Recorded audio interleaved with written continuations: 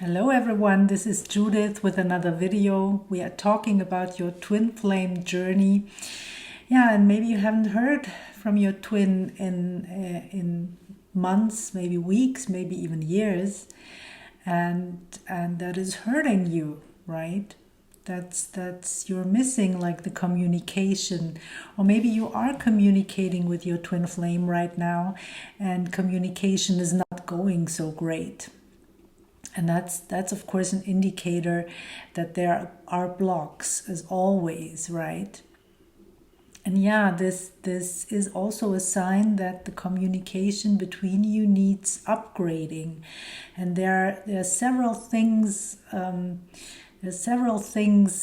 are blocking communication. One thing is to keep this in mind is that there is outside interference, right? When you're like not holding your vibration most of the time in a very high frequency, you're not vibrating in this higher frequency, then in lower frequencies you're connecting to all kinds of stuff, and even you're not always in a high vibration, right?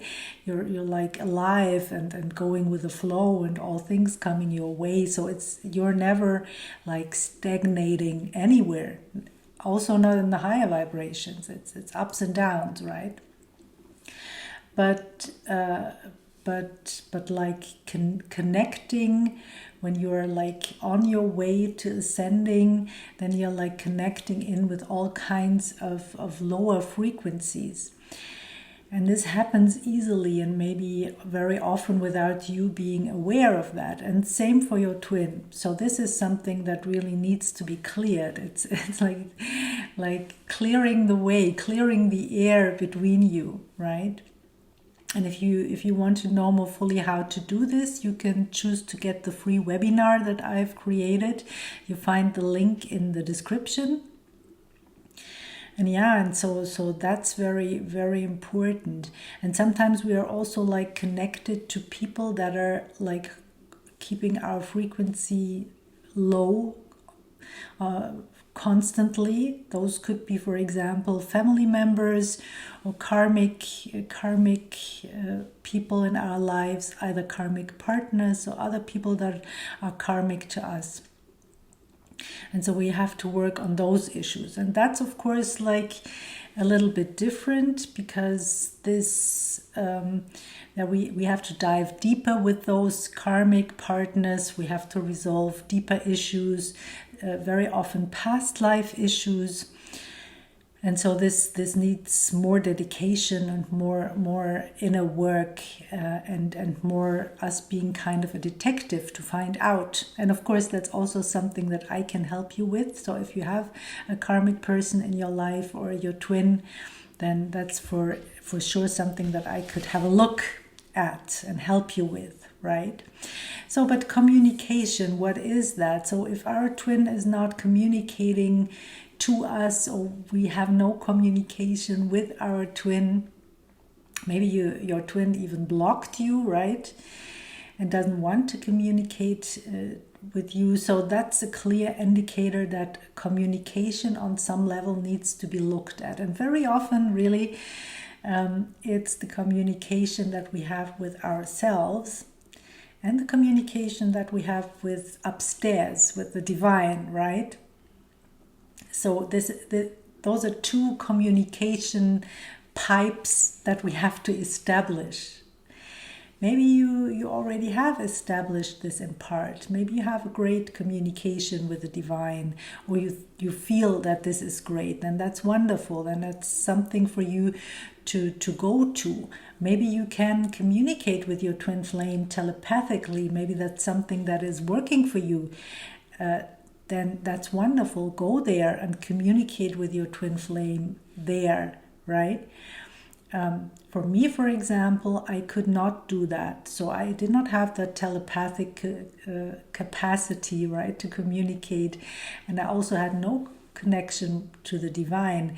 So it was really at a certain point clear to me that I had to go there, had to learn that and to establish that.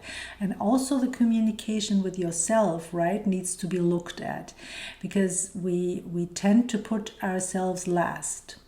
Yeah, everything else is more important, but in fact it's just the other way around. You are important. You really have to go to this place of loving yourself in order to be able to receive and attract true love. And that's true love is not only your twin flame, it's much more than your twin flame, but your twin flame is part of that, right? So you have to slowly but surely establish this communication with yourself, right? To be open and attentive to what you want, what you are like asking for, what you are like. It's just about connecting to your feelings, right? So this kind of communication, and in this place we often hold a lot of resistance, right? And there are many things that we do not want to hear. We do not want to listen to our feelings, because they can be very painful. And so there is a process. I can for sure also help you with this, but it's like it could be that in one way or another you are numb to your feelings. And then first of all you have to come to a place where you are willing and able to feel your feelings. And so we are numb for a reason, right? Because the feelings are too painful, and then if we feel them, we tend to cope in one way or another, right? So, but that's the process, right? So the process has to be slow, because there are so many things for each and every one to discover. And if you're not numb to your feelings, if you're able and willing to connect to your feelings and to feel your feelings, then your journey should be easy, right? You just have to learn how to process, how to transform the energies, how to clear certain issues. And if you're like already feeling your feelings, it's maybe not a lot that you need to know, but you have to come to the place where it's always a lot, right? Because it's new and it's always a journey. But just to say, it might be very different for each of you, how long that takes. The thing where it all starts to open up is when you get started with the healing work, right? When you get started with the transformational work and with clearing your issues. So that's when you're willing to communicate to yourself, right? When you're willing like to tune in and find those feelings. But there's also an aspect where we need to be careful, because we do not want to re-traumatize ourselves in any way. So it's like pinpointing the issues, how we feel, but then really go there and clear the whole thing and transform the energies. We do not have to stay in uncomfortable feelings or go back to the story. Of course, it's good for us in order to identify the story, the age, when we first had that feeling and things like that, to really pinpoint it in order to find that and then transform it. But the emphasis should always be on the transformation of the energies, and not like going back there and digging in, because then we are activating those things, right? That's not something that we want. So yeah,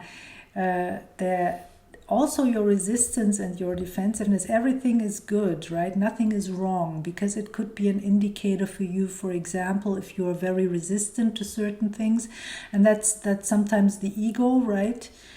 Very often only the ego that is resistant and that is defensive, but still it's serving a purpose, because we have to go slow in order to handle things, right? In order for us to be the master of the process, and not someone else telling us what we have to do, and then we are all over the place and cannot hold the energies and are maybe overwhelmed.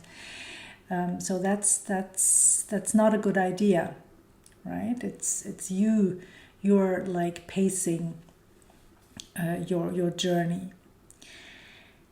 Yeah, what else do I want to say? There are, when it comes to resistance and defensiveness, and that's also like, for example, resisting to communication, or becoming defensive very very quickly when you talk. So those are indicators that there are deeper wounds, and your twin flame likes to talk to you. So your twin flame really wants this exchange, right? It's not that they don't want the exchange. I've explained in another video that I will probably link for you, that they are like thriving on your on your energy, right? Also on like communicating with you, and you sending them energy. That's something that helps them to keep up their status quo, right? So the whole game is always like for you to understand that you like looking for love on the outside, looking for this twin flame relationship on the outside will never lead to union. Never. It's not on the outside, it's on the inside. So, but it's rarely the case that the twin does not want to communicate with you, because of this reason. It's maybe because of the communication there will rarely be a next step or a result. So that's maybe why there might be conflict, or why there might be like a bigger pause in your communication, because you are expecting certain things, right? You're expecting something to come from your communication, a deeper bond, plans for the future, and that's normal, right? That's what you could expect from other relationships, that when you talk once and it's very nice, you talk another time, and it's nicer and nicer, and then you want to be in each other's presence more often and just enjoy it, and that's normal, right? But not with a twin when there are unresolved issues. You cannot find that on the outside. It's just not working. So your communication will be welcome most of the time, but it will not lead to anything else. And you will not, your expectations will not be matched by your twin. Just the opposite, right?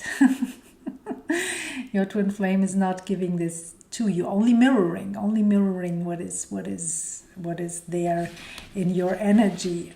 And that's also a good thing, right? And it's hard, right? I know that it's hard, but in the end, we can be very grateful to have this clear mirror that is, without further ado, just giving us everything that we need to know, and that we need to see, and that we need to look at. And that's not forever, right? There is an end to those deep issues that are blocking love.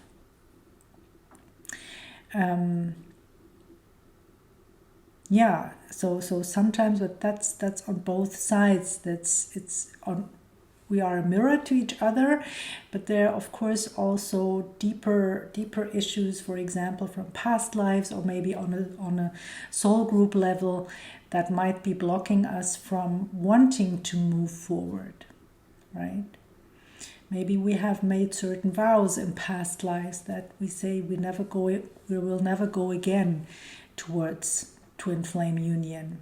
That's something that turned out to be a bad choice, or towards love, right? There are a lot of belief systems that we have linked to true love that are not serving us. And that's why when we are moving in the direction of true love, what we are doing on the twin flame journey, then all of those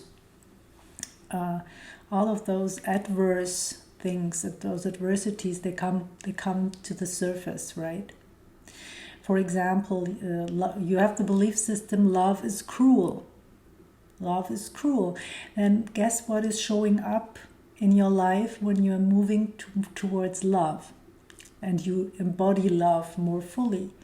All kinds of cruel things will happen, will show up. That's how it is, right? And that's the process, and we have to know that to not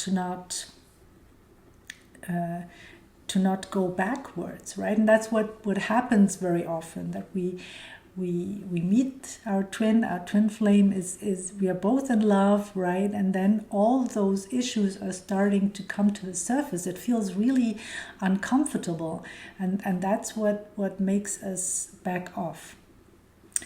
And also back off from communication, right? This could be one of the reasons why your twin flame is backing off or is not reaching out to you.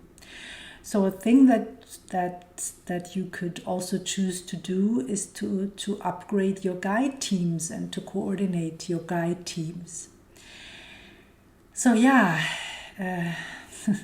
because your guides, you have guides, right? And your guides might be not familiar with the twin flame journey, and they might give you guidance, or might give your twin flame guidance that is really not so beneficial.